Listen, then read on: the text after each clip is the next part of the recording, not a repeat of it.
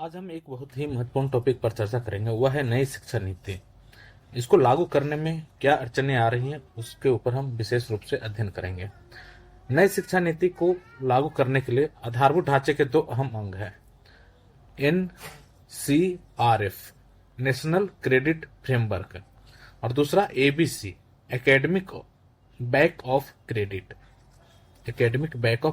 NCRF और academic back of credit. UGC ने NCRF को लागू करने का एक प्रारूप जारी किया। यह एक एकीकृत मेटा फ्रेमवर्क है जो स्कूली शिक्षा, उच्च शिक्षा और व्यावसायिक एवं कौशल शिक्षा को क्रेडिट के माध्यम से एक सूत्र में बांधता है।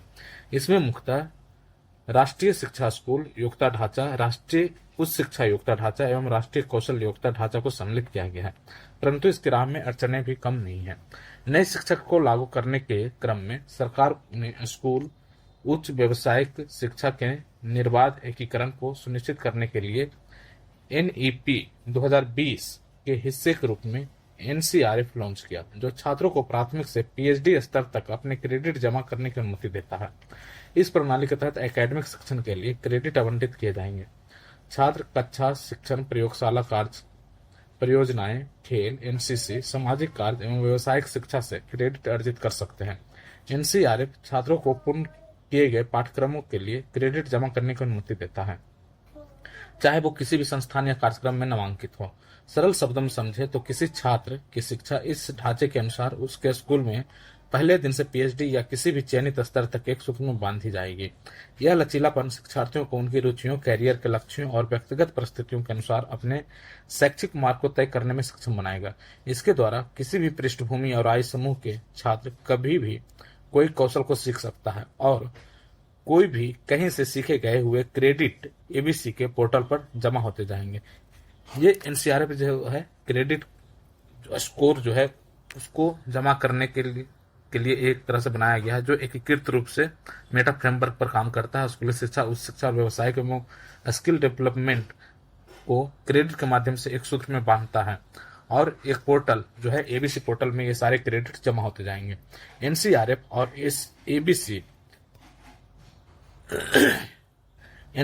ABC दोनों ही शिक्षा के क्षेत्र में बहुत ही बड़ा बदलाव लाएंगे, परंतु मात्र लागू भर कर देने से यह सुनिश्चित नहीं किया जा सकता कि संस्थान इसे सही तरीके से लागू कर पाएंगे।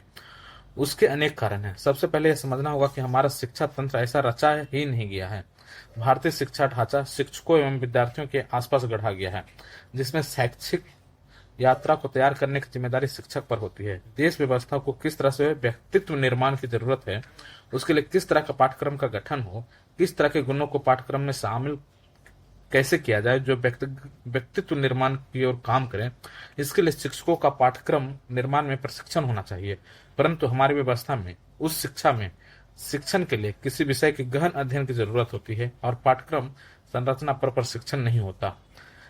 यहाँ पे ट्रेनिंग के बारे में बताया गया है और ये भी बताया गया कि जो पूरा ढांचा है वो शिक्षक और विद्यार्थी के आसपास गढ़ा गया है और इस तरह की जिम्मेदारी शिक्षकों पर होती है। लेकिन इस तरह की जो व्यक्तित्व का निर्माण होना चाहिए देश व्यवस्था को निर्माण करने के लिए, उस तरह के ट्रेनिंग, जो उचित ट्रेनिंग होना चाहिए, वो शिक्षकों को प्राप्त नहीं होता है और जो पाठ्यक्रम है उस पर भी प्रशिक्षण उन्हें नहीं होता है सही से। NCRF इस बारे में दिशा निर्देश देता है कि किसी कोर्स के लिए कितने क्रेडिट अर्जित किए जा सकते हैं। NCRF इस बारे में दिशा निर्देश देता है कि किसी कोर्स के लिए कितने क्रेडिट अर्जित किए जा सकते हैं। यह कौशल पाठ्यक्रम और पूर्व शिक्षण की मान्यता के लिए क्रेडिट निर्धारित करता है। हालांकि किसी छात्र के पूर्व शिक्षण को समझना, उसे किसी विशेष विश्वविद्यालय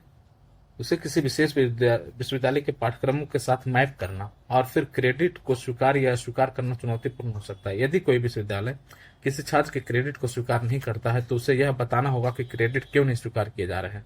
NCRF और ABC पर चर्चा में क्रियान्वयन के बारे में स्पष्टता का अभाव है। अन्य शैक्षणिक संस्थानों से स्थानांतरण लेने वाले व्यक्तिगत छात्रों के पाठ्यक्रम क्रेडिट को मैप करने के लिए जनशक्ति की आवश्यकता होगी और खासकर भारतीय शिक्षण संस्थानों में यह चुनौतीपूर्ण होगा।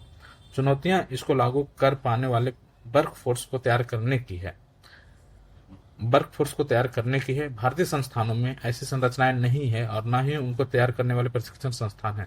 भारत में आज भी जहां उच्च शिक्षण संस्थानों में 25 से 40% शिक्षकों के पद रिक्त हैं और निजी उच्च शिक्षण संस्थानों में 50% से 50% शिक्षक अत्यधिक शिक्षण भार से तनाव में रहते हैं, वहां के लिए यह बहुत ही चुनौतीपूर्ण होगा। पश्चिमी सफलता का क्या कारण है? इसके विपरीत पश्चिम शिक्षण संस्थानों का ढांचा अलग होता है। पश्चिमी संस्थानों में छात्रों के लिए पाठ्यक्रम मानचित्रण पर विशेष रूप से ध्यान केंद्रित करने वाले व्यक्तियों वाले समर्पित अनुभाग हैं। पश्चिमी संस्थानों में छात्रों के लिए पाठ्यक्रम के मानचित्रण पर विशेष रूप से ध्यान केंद्रित करने वाले व्यक्तियों का एक समर्पित अनुभाग है। वहां ऐसे अनुभागों का व्यवस्थित किया जाता है जिनका कार्य व्यक्तिगत मानचित्रण का निर्माण करना होता है। वहां पाठ्यक्रम को बनाने वाले कौशल से समृद्ध पूरे समूह का गठन किया जाता है। एनसीआरएफ के द्वारा छात्रों को अपने शैक्षिक यात्रा का स्वामित्व लेने, स्वनिर्देशित सीखने और व्यक्तिगत विकास के संस्कृति को बढ़ावा देने पर जोर है। परंतु हमें यह समझना होगा कि कोई भी छात्र स्वयं से बाजार में हो रहे बदलावों, स्वयं की प्रतिभाओं एवं अलग अलग कोर्स का सामंजस्य बैठाने जैसे निर्णय स्वयं नहीं ले सकता। उसके लिए अलग तरह के समूह की आवश्यकता होगी जो छात्रों को परामर्श दे सके। इस तरह के कौशल वाले लोगों को तैयार करना भी जरूरी है, यानी जो यह समझ रखते हों कि आने वाले समय में किस तरह के कार्यों की आवश्यकता होगी, उसके लिए किस तरह की कार्यशैली वाले कोर्स करने चाहिए, साथ ही किसी छात्र की व्यक्तिगत रुचि और प्रतिभा के अनुरूप उसका मार्गदर्शन कर सकें। लिहाजा में ऐसे शिक्षाविदों को तैयार करना होगा जो पाठ्यक्रम के गहन अध्ययन की समझ रखते हों, पाठ्यक्रम संरचना, निर्देशात्मक प्रणाली, शैक्षणिक परामर्श जैसे विषयों से स्नातकोत्तर हो। पाठ्यक्रम संरचना, निर्देशात्मक प्रणाली, शैक्षणिक परामर्श जैसे विषयों से स्नातकोत्तर हो। पश्चिम के विश्वविद्यालय में ऐसी व्यवस्था है। एनईपी के अंतर्गत जो अध्यापक शिक्षण के कार्यक्रम में बदलाव हो रहे हैं उसमें इस तरह की डिग्री को स्थान मिलना आवश्यक है। इस तरह के स्नातकोत्तर करने वाले लोग उस शिक्षा विभाग में ऐसे वर्कफोर्स का हिस्सा बनेंगे जो अलग अलग संस्थानों से क्रेडिट लेने वाले छात्रों के मानकों की जांच कर सकेंगे और उनके संस्थान स्थानांतरण को सफलतापूर्वक से क्रियान्वित कर पाएंगे। तो ये पूरी तरह से एनसीआरएफ जो है और एबीसी, उसके अलावा शिक्षण जो शिक्षा है,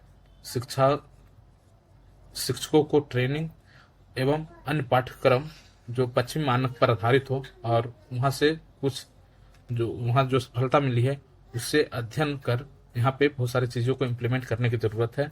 और पाठ्यक्रम संरचना, निर्देशात्मक प्रणाली, शैक्षणिक परामर्श जैसे विषयों से स्नातकोत्तर हो और पश्चिम के विश्वविद्यालय में ऐसी व्यवस्था है। इस तरह की चीजों को यहाँ पर भी इम्प्लीमेंट करने की जरूरत है। अगला जो इसी से संबंधित टॉपिक है वो है पूर्ण साक्षरता से विकसित भारत के लक्ष्य की प्राप्ति। भारत में साक्षरता शक्ति का एक महत्वपूर्ण उपकरण है। साक्षरता व्यक्ति के भीतर मुक्त सोच को जन्म देता है। आर्थिक विकास के साथ साथ व्यक्तिगत और सामुदायिक कल्याण के लिए यह भी महत्वपूर्ण है। इसके लिए अतिरिक्त आत्मसम्मान, लोक सशक्तिकरण और सुशासन भी इसमें निहित है। गौरतलब है कि सुशासन एक जन केंद्रित, संवेदनशील और लोक कल्याणकारी भावनाओं से युक्त एक ऐसी व्यवस्था है जिसके दोनों छोर पर केवल व्यक्ति ही होता है। यह एक ऐसी लोक प्रवर्तित अवधारणा है जहां से सामाजिक आर्थिक उत्थान अंतिम व्यक्ति तक पहुंचता है। बदले दौर के अनुपात में सरकार की नीतियां और जन अपेक्षाएं भी बदली है। बावजूद इसके पूरा फायदा तभी उठाया जा सकता है जब देश निरक्षरता से मुक्त होगा। तब कहीं विकसित भारत का समावेशी बुनियादी मजबूत होगी। भारत में साक्षरता सामाजिक आर्थिक प्रगति की कुंजी है। भारत में साक्षरता सामाजिक आर्थिक प्रगति की कुंजी है और सुशासन का पूरा परिप्रेक्ष्य भी इस अवधारणा से युक्त है। जाहिर है साक्षरता और सुशासन का गहरा संबंध है जो विकसित भारत के लिए मजबूत राह बन सकता है। बिना शिक्षित समाज के सुशासन के उद्देश्य को प्राप्त करना संभव नहीं है। साक्षरता से जागरूकता को बढ़ाया जा सकता है जिससे स्वावलंबन और आत्मनिर्भरता मिल सकती है। तो यहाँ पे टोटली यहाँ पे जो हमने देखा ये सुशासन के बारे में है।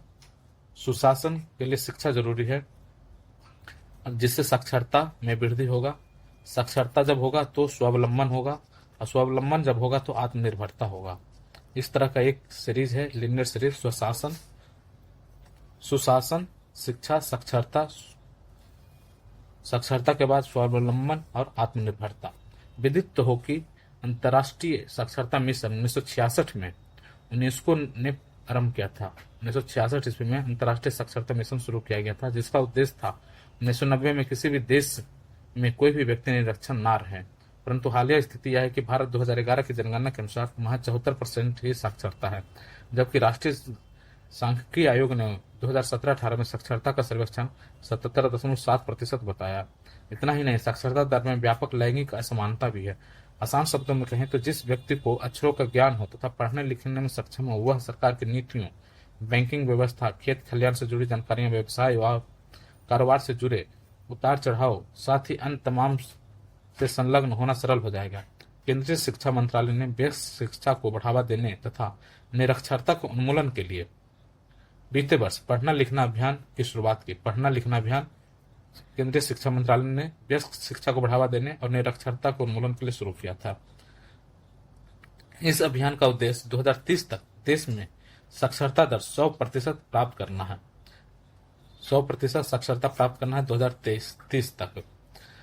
साथ ही महिला साक्षरता को बढ़ावा देना और अनुसूचित जाति एवं जनजाति सहित दूसरे वंचित समूह के बीच शिक्षा को लेकर अलग जगाना है। बहरहाल भारत के समक्ष राष्ट्रीय साक्षरता दर को 100% तक ले जाने के अतिरिक्त स्त्री पुरुष साक्षरता की खाई को पाटना भी एक अतिरिक्त चुनौती है। सुशासन के निहित परिप्रेक्ष्य से यह विचारधारा स्थान लेती है कि साक्षरता कई समस्याओं का हल भी है। यह बात और है कि तमाम सरकारी और गैर सरकारी प्रयासों के बावजूद देश में यह खरा नहीं उतरा है, परंतु वर्ष 1991 के उदारीकरण के बाद जिस तरह तकनीकी बदलाव देश में आए हैं उसमें साक्षरता के कई आयाम भी प्रस्फुटित हुए हैं। मसलन अक्षर साक्षरता के अलावा तकनीकी साक्षरता, कानूनी साक्षरता, डिजिटल साक्षरता, अधिकारों को जानने के प्रति जागरूकता समेत कई ऐसे परिप्रेक्ष्य हैं। 1991 के बाद अक्षर साक्षरता, तकनीकी साक्षरता, कानूनी साक्षरता, डिजिटल साक्षरता, अधिकार आदि जानने के प्रति जागरूकता के कई ऐसे परिप्रेक्ष्य जो हमें देखने को मिला उदारीकरण के बाद, जो जनता के लिए न केवल जरूरी है बल्कि इससे उसी में उनका लाभ भी निहित है। उपरोक्त संदर्भ के अलावा भी कई ऐसे बिंदु हैं जो साक्षरता और जागरूकता के चलते एक अच्छी आदत और जीवन में मदद मिल सकती है। फलस्वरूप विकसित भारत का सपना तरुणाई ले रहा है और उसे 2047 तक मुकाम मिलेगा। दो टूक यह भी है कि संपूर्ण साक्षरता और जागरूकता के बिना विकसित राष्ट्र का सपना स्वयं में अधूरा है। तो पूर्ण साक्षरता के बारे में यहाँ बताया गया है, यह क्यों जरूरी है। 2047 तक हमने विकसित भारत का लक्ष्य को निर्धारित किया है, इसके लिए पूर्ण साक्षरता को प्राप्त करना अत्यंत आवश्यक है। केंद्रीय शिक्षा मंत्रालय जो है निरक्षरता के उन्मूलन के लिए और वयस्क शिक्षा को बढ़ावा देने के लिए पढ़ना लिखना अभियान शुरू किया है, जिसका उद्देश्य है 2030 तक 100% साक्षरता को प्राप्त करना। हालांकि इससे पहले जो अंतर्राष्ट्रीय साक्षरता मिशन था 1966 यूनेस्को ने आरंभ किया था और इसका उद्देश्य था कि 1990 तक कोई भी व्यक्ति निरक्षर न रहे। लेकिन अभी हम देख रहे हैं कि 2011 की जनगणना के अनुसार भारत की जो साक्षरता वो 74% है और 17-18 में राष्ट्रीय सांख्यिकी आयोग ने जो बताया था वो 77.7% है। तो इस हिसाब से अभी हमें पूर्ण साक्षरता प्राप्त करने में काफी समय लगेगा और इसके लिए काफी मेहनत करने की जरूरत है। खास करके ये भी यहाँ पे उल्लेख किया गया था कि 1991 के बाद साक्षरता के आयाम में किस तरह से परिवर्तन देखने को मिला है। साक्षरता सिर्फ अक्षर ज्ञान नहीं बल्कि तकनीकी साक्षरता, कानूनी साक्षरता और डिजिटल साक्षरता आज के समय में बहुत ही महत्वपूर्ण है। तो ये हो गया हमारा साक्षरता को लेकर के, और नई शिक्षा नीति में जो अड़चने आ रही हैं उसके लेकर के ये हमारा चर्चा था। धन्यवाद।